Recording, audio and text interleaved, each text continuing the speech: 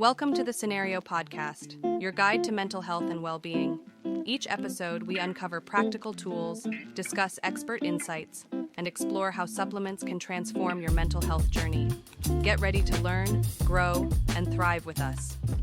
All right, ready to dive into something pretty interesting today. We're tackling interpersonal therapy, or IPT for short. And it's kind of a different approach to mental health, right? It's not the typical therapy that focuses only on thoughts and feelings. Yeah, it really kind of flips things around. Yeah. Because IPT focuses more on how our relationships are impacting our emotional well-being. I mean, think about it. Have you ever noticed how a fight with your partner or a tense family dinner, how those things can make you feel just drained? That's the kind of connection that IPT is exploring. Oh, for sure. I've definitely felt that before. So it's not just what's going on in our heads, but how those outside connections, those relationships affect us, huh? So tell me, how does this actually play out in therapy? Is it like sitting on a couch and just talking about everything for hours? Not really. IPT is actually a lot more structured than that. It's more like a focused workshop for your relationships, and it usually lasts around 12 to 16 sessions. It's about learning how those relationships, or even the lack of them, can contribute to things like depression or anxiety. Okay, so it's short term and has very specific goals. That's cool. But wait, if it's not about changing negative thoughts like in CBT, then how does IPT actually help? Okay, let's say you're dealing with depression after a big life change, like maybe moving or going through a breakup. Instead of trying to dissect those thoughts, IPT focuses on helping you to build stronger support systems or to address conflicts that might be lurking beneath the surface. There was a study that actually found that for depression that stemmed from relationship issues, that IPT was actually even more effective than just medication alone. Wow, that's amazing. So you mentioned that IPT can be tailored to different issues. What are some examples of that? Yeah, so like you said, standard IPT is for general mental health concerns, but there are all these different adaptations of it. So there's IPT for adolescents, which focuses on the pressures of growing up. There's IPT for couples and families, which deals with navigating conflicts.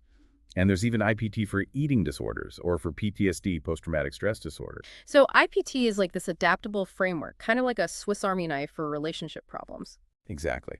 And what's super cool is that no matter which type of IPT it is, it all helps you to become more aware of how your relationships and your emotions are connected. It's like being a detective for your own feelings. I love that. That's a great analogy.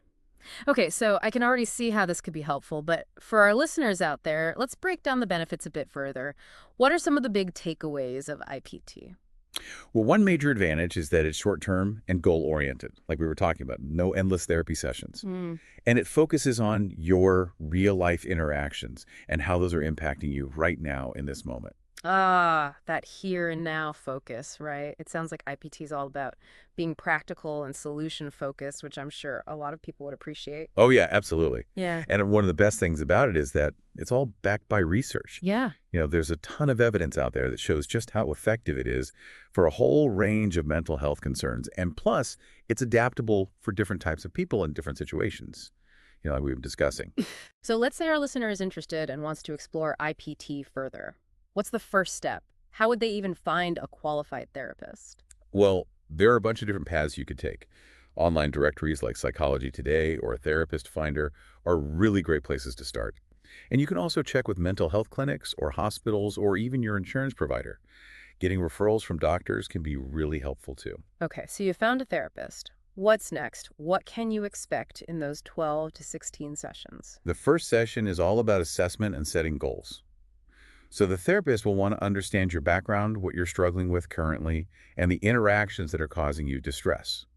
And then you'll work together to pick out a key issue to focus on during therapy. So you're not just diving into any random relationship problems, you're really pinpointing those challenges that are impacting you the most. Yeah, exactly. And then after that, those middle sessions, those are all about learning the essential skills and practicing new strategies for healthier interactions. So imagine, maybe role-playing difficult conversations, working on your communication style, or even just learning how to better express your emotions, things like that. Wow, that's really hands-on. You're not just talking about problems, you're actively learning new ways to relate to other people. This is fascinating. What about when those 12 to 16 sessions come to an end? That's where the final sessions come in. You and your therapist will focus on how to end therapy in a way that really sets you up for success. So you'll talk about maintaining those improvements you've worked so hard for, how to apply what you've learned to new challenges in the future, and how to prevent those old patterns from coming back. It's not like just ripping off a Band-Aid then. You're equipped with tools for after therapy is over. I bet that feels really empowering. Absolutely. And if you need it, your therapist might suggest maintenance sessions or other support to make sure that you're thriving. Wow, that's amazing. So IPT has a lot to offer, it sounds like, but let's dig a little deeper into those core principles that make it so effective. What are the ingredients that make this therapy really work? One of the most important parts of IPT is its focus on the here and now, like we've talked about before. Instead of getting stuck in the past, IPT really focuses on your current relationships and the things that are causing you stress right now in your life. So it's like you're taking a snapshot of your relationships in this moment and then figuring out what needs to be adjusted. I can see how that could feel a lot less overwhelming than trying to sort through years and years of baggage. Exactly. And going along with that is addressing those interpersonal disputes that we all have to deal with, those arguments or disagreements or even just miscommunication that can make you feel stressed out and anxious. Oh yeah, I know all about those. Sometimes it feels like one little disagreement can throw my whole week off. So how does IPT help you handle those? Well, IPT helps you to break down those disputes. It's about figuring out what role you're playing in the conflict and then understanding the other person's perspective too. And then it helps you to develop communication strategies that'll actually work. It's like learning a whole new language for resolving conflict in a healthy way. I bet that could be really helpful, especially for someone who usually avoids confrontation, or on the other hand, someone who's always ready to jump into an argument. Exactly. It's all about finding that balance, that sweet spot where you can be honest and express yourself without things turning into a huge fight. Now, another really important principle is recognizing that we all play different roles in life, like parent, partner, friend, colleague, and all the rest. And each role comes with its own set of expectations and demands, which can sometimes have a big impact on our mental health. Okay, so it's not just about individual relationships, but also those broader roles we play in society, right? How does IPT help us with that? Let's say you're a new parent and you're feeling overwhelmed by how demanding it is to take care of a baby. IPT would help you to look at those feelings and see if there are any conflicts coming up because of that role. And then it would help you to come up with ways to manage those responsibilities so that it feels less overwhelming. So it's about finding that sense of balance and fulfillment within those roles instead of feeling like they're crushing you. Exactly. And lastly, we can't forget how important social support is. Humans are social creatures, and having a strong network of people who understand us is crucial for our emotional health. It's like having a team of cheerleaders in your corner who are rooting for you and offering support when you need it. That's a great way to put it. And IPT helps you to tap into those support systems. Maybe it's strengthening existing connections or reaching out to old friends or even finding new social groups to join so you can feel that sense of belonging.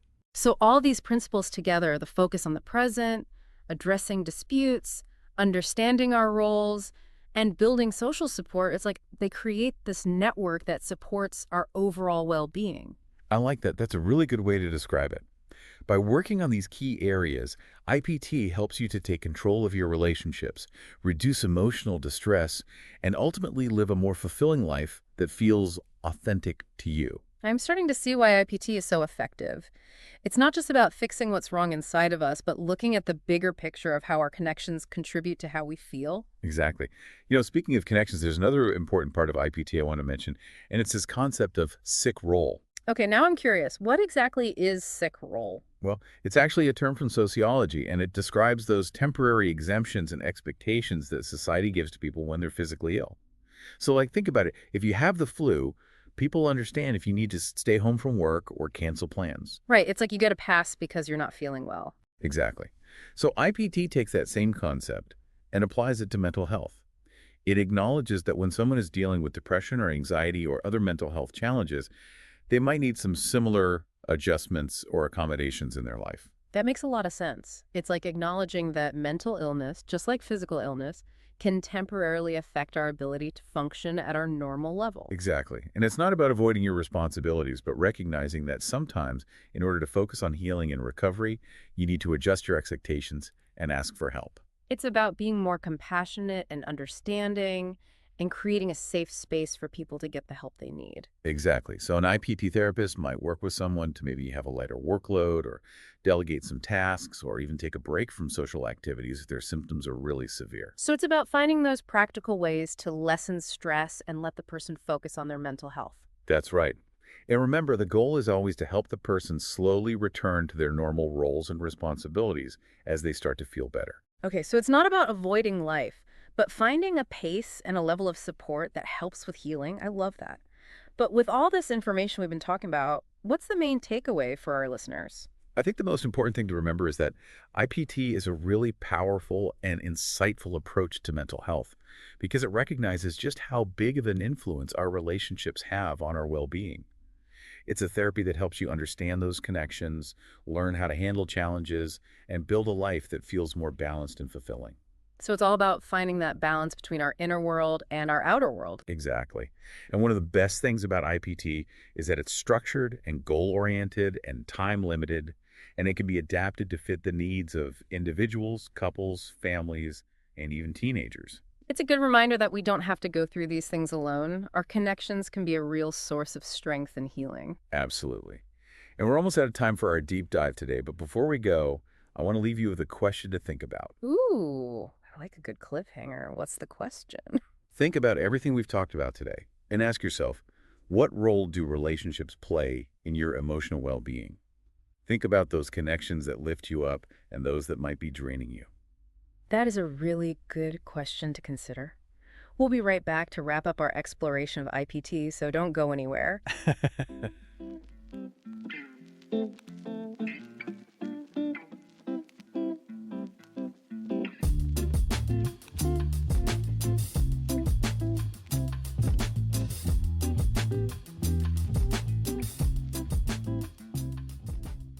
And we're back for the final part of our deep dive on interpersonal therapy.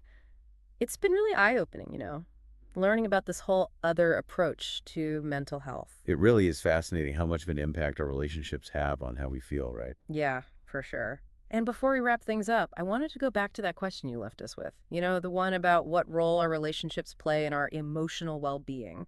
It really got me thinking. Yeah, it's a big question and one that's worth thinking about because IPT really highlights how our connections aren't just like some separate part of life. They're actually super connected to our mental health. Right. And what's interesting is that IPT doesn't say it's someone else's fault if we're struggling. It's about recognizing how those interactions make us feel and think and how they influence the way we deal with things. Exactly. It's about understanding the dynamics in our relationships and learning how to navigate them in a healthier way. And even if you're not dealing with a specific mental health issue right now, the things we've learned about IPT can still be so helpful. I agree. Just becoming more aware of how those interactions affect us emotionally is a huge step. It's like you're suddenly seeing all these patterns that you maybe didn't notice before. It's like gaining this whole new level of self-awareness. You start to understand what gives you energy and what drains you in your relationships. That's it. And once you have that awareness, you can start to make better choices about the relationships you want in your life.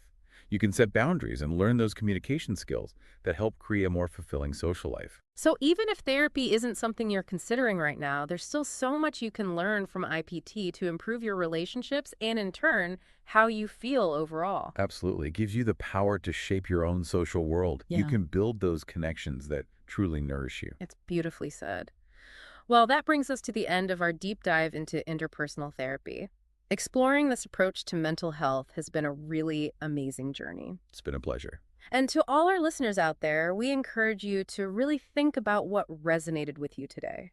Consider the relationships that are most important to you, both the good and the bad. And remember, building those healthier connections takes effort.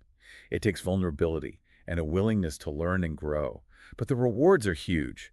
It's not just about your mental health, but also your overall sense of well-being and happiness. So well said. That's all for today. Until next time, keep exploring, keep learning, and keep nurturing those connections that make life so meaningful. Thanks for tuning in to the Cenario podcast. Don't forget to visit Cenario.com for more expert tips, articles, and supplements designed to support your mental health. If you enjoyed this episode, remember to subscribe and share it with a friend. Until next time, take care of yourself.